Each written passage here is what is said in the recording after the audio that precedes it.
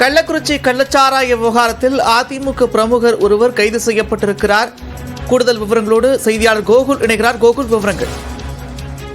சேலம் மாவட்டம் ஆத்தூர் அருகே இருக்கக்கூடிய கல்லாநத்தம் மாரியம்மன் கோயில் தெருவை சார்ந்தவர் செல்லமுத்து மகன் சுரேஷ்குமார்.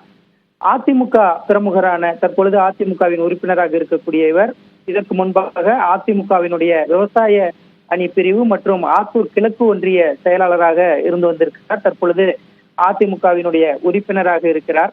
இவர் கல்வராயன் மலைப்பகுதியில் சாராயம் காய்ச்சி சாராய விற்பனை செய்து வந்ததாக தற்பொழுது இவர் கைது செய்யப்பட்டிருக்கிறார்.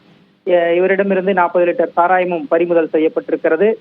மிக குறிப்பாக இவர் விற்பனை செய்த சாராயத்தில் அதிக போதை வருவதற்காக ஊமத்தங்காய் என்ற அந்த காயை அரைத்து அந்த சாரினை கலந்து உயிருக்கு ஆபத்தை விளைவிக்கக்கூடிய வகையில் சாராய விற்பனை செய்து வந்தது விசாரணையில் தெரிய வந்திருக்கிறது.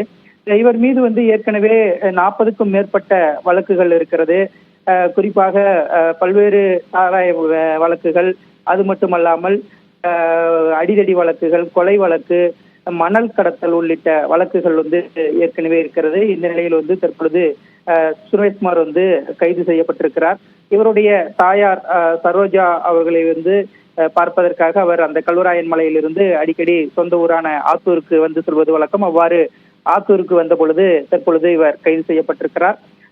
அதிமுக உறுப்பினராக இருக்கக்கூடிய சுரேஷ்குமார் தற்பொழுது கைது செய்யப்பட்டிருப்பது மிகப்பெரிய பரபரப்பை ஏற்படுத்தியிருக்கிறது. குறிப்பாக கள்ளக்குறிச்சி மாவட்டத்தில் கள்ளசாராயம் விற்பனை தொடர்பாக கள்ளசாராயம் குடித்து அங்கு உயிரிழப்புகள் ஏராளமாக நடந்திருப்பதையொட்டி பல்வேறு ஊர்களிலும் அதிமுக சார்பில் இன்று ஆர்ப்பாட்டம் ஒருபுறம் நடத்தப்பட்டிருக்கிறது. இந்த நிலையில் இந்த சுரேஷ்குமாரினுடைய கைதானது பெரும் பரபரப்பை ஏற்படுத்தியிருக்கிறது.